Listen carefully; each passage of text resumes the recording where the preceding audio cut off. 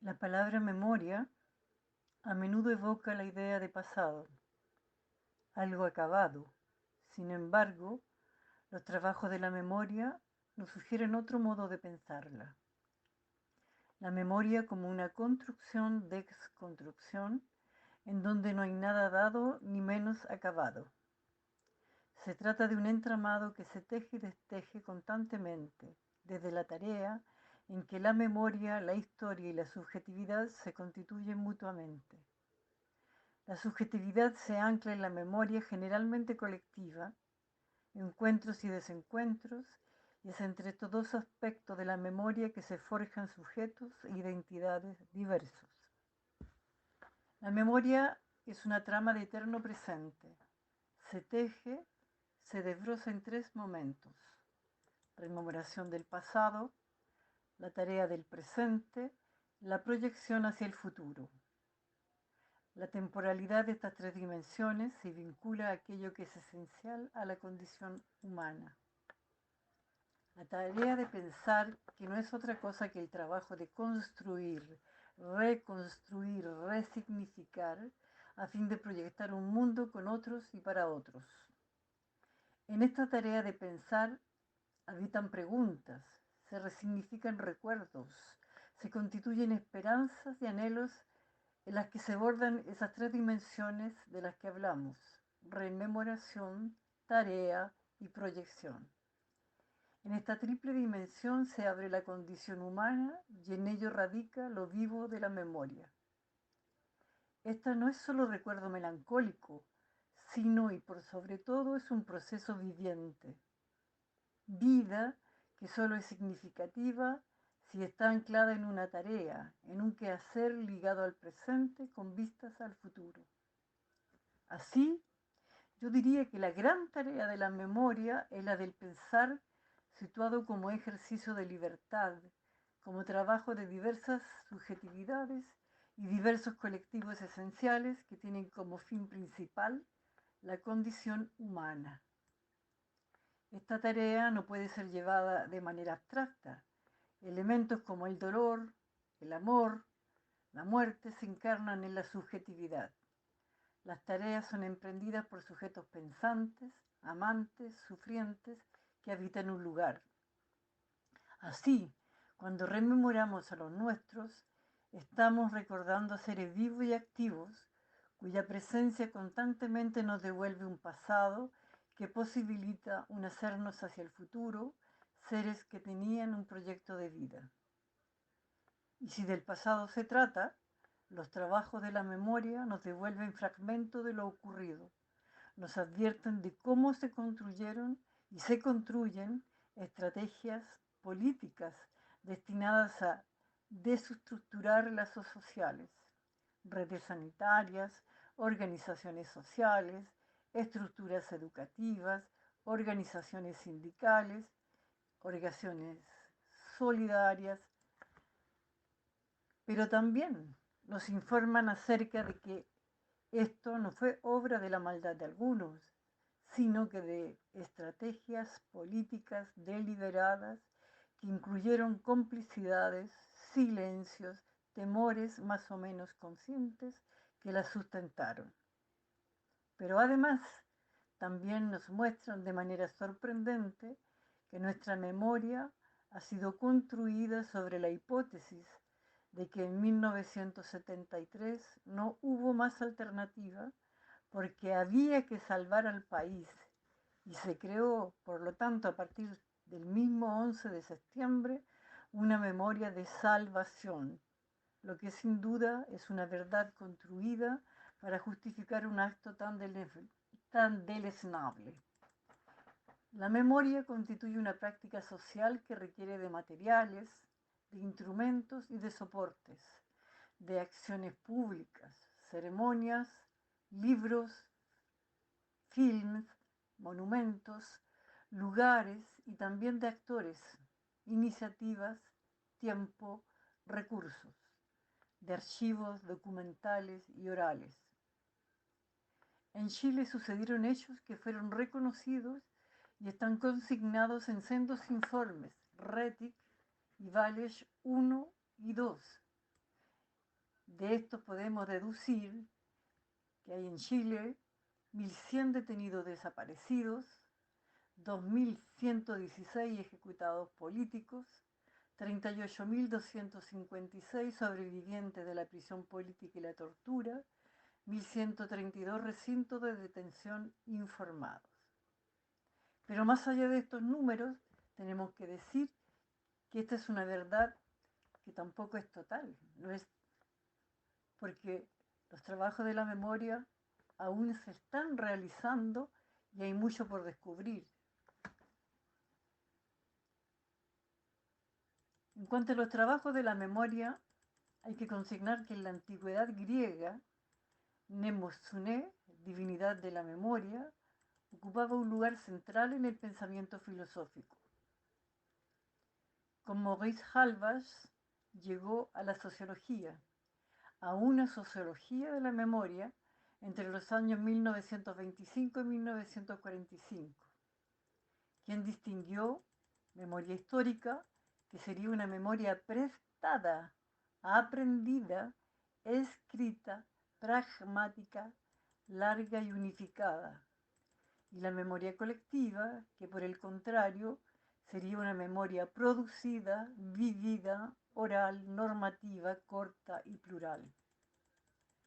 Los estudios de historia y memoria o historia de tiempo presente fueron estimulados por los debates sobre la Segunda Guerra Mundial y el exterminio nazi.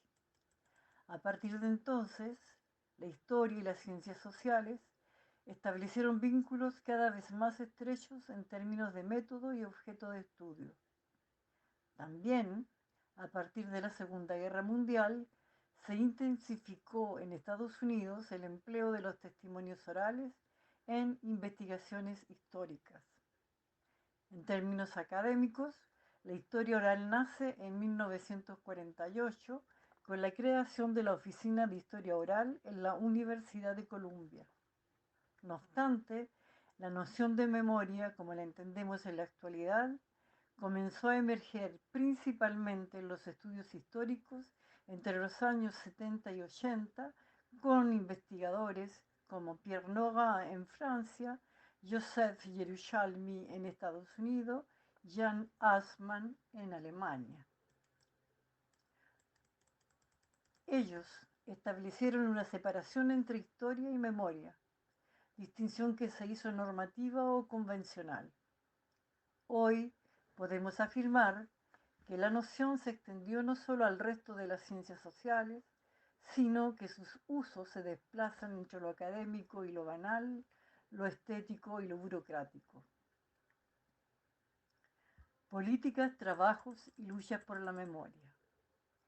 Como consecuencia de estos trabajos, que fueron pioneros en el plano internacional, se fue definiendo un campo específico denominado justicia transicional, promovido por algunas organizaciones con propuestas orientadas a diversos ámbitos. La Corte Internacional para la Justicia Transicional establece que las víctimas no pueden olvidar y los estados tienen el deber de preservar la memoria sobre esos crímenes.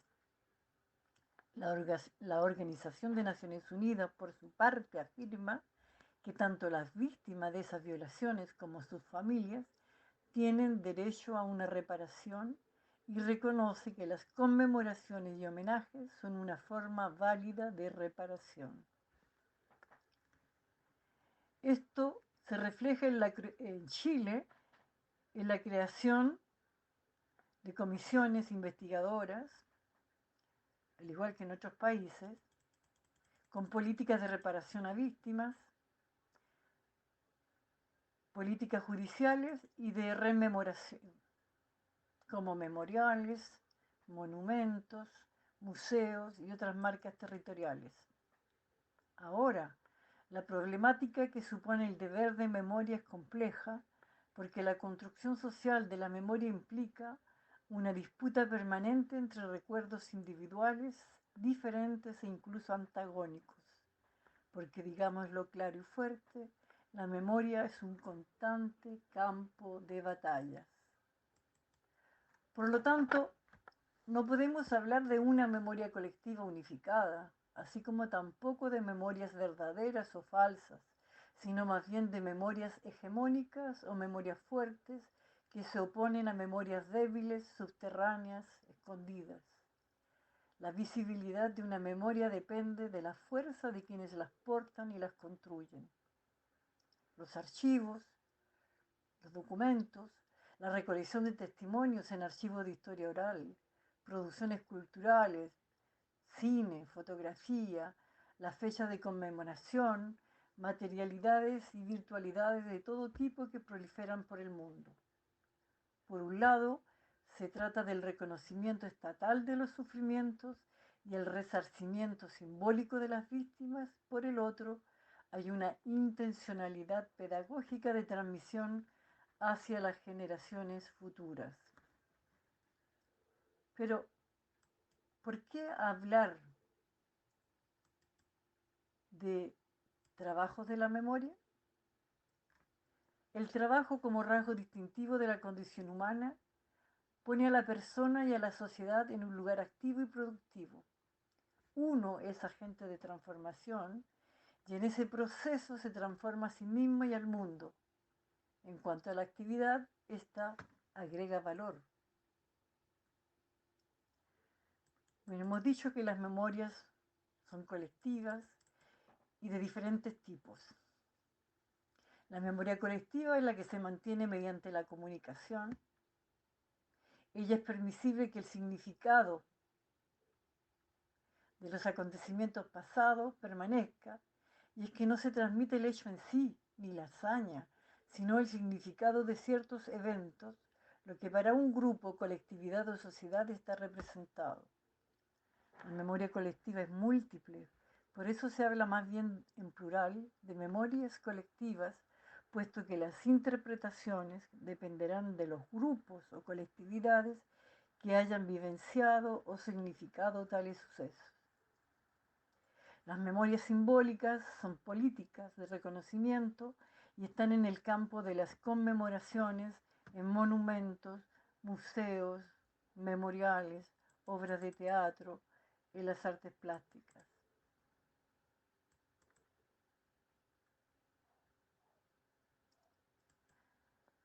Las memorias dominantes dependen del momento histórico. Por ejemplo, cuando Pinochet estuvo detenido en Londres. Las memorias subterráneas son memorias menos visibles, más silenciadas.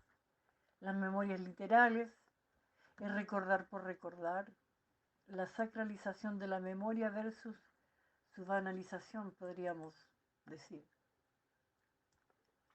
La memoria es selectiva y por eso el olvido y el silencio ocupan un lugar central en los trabajos de memoria. Toda narrativa del pasado implica una selección. La memoria total es imposible. Esto implica un primer tipo de olvido necesario para la sobrevivencia y el funcionamiento del sujeto individual y de los grupos y comunidades. Pero no hay un único tipo de olvido, sino una multiplicidad de situaciones en las cuales se manifiestan olvidos y silencios con diversos usos y sentidos. Sobre esto último, Yerushalmi se pregunta, ¿es posible que el antónimo del olvido no sea la memoria sino la justicia? En cuanto al nunca más, para Hannah Arendt, la idea de pertenencia a una sociedad política es central. Eliminar a un sujeto de la comunidad es peor que matarlo. Pero el reconocimiento del dolor de la víctima puede ser apropiado por la ciudadanía en su conjunto, se pregunta ella. A través de la educación podría ser una solución en pro de buscar garantías de no repetición. La pedagogía de la memoria, por ejemplo, puede favorecer una historia reflexiva que dé a los alumnos las herramientas intelectuales necesarias para no caer en el partidismo de los conflictos memoriales.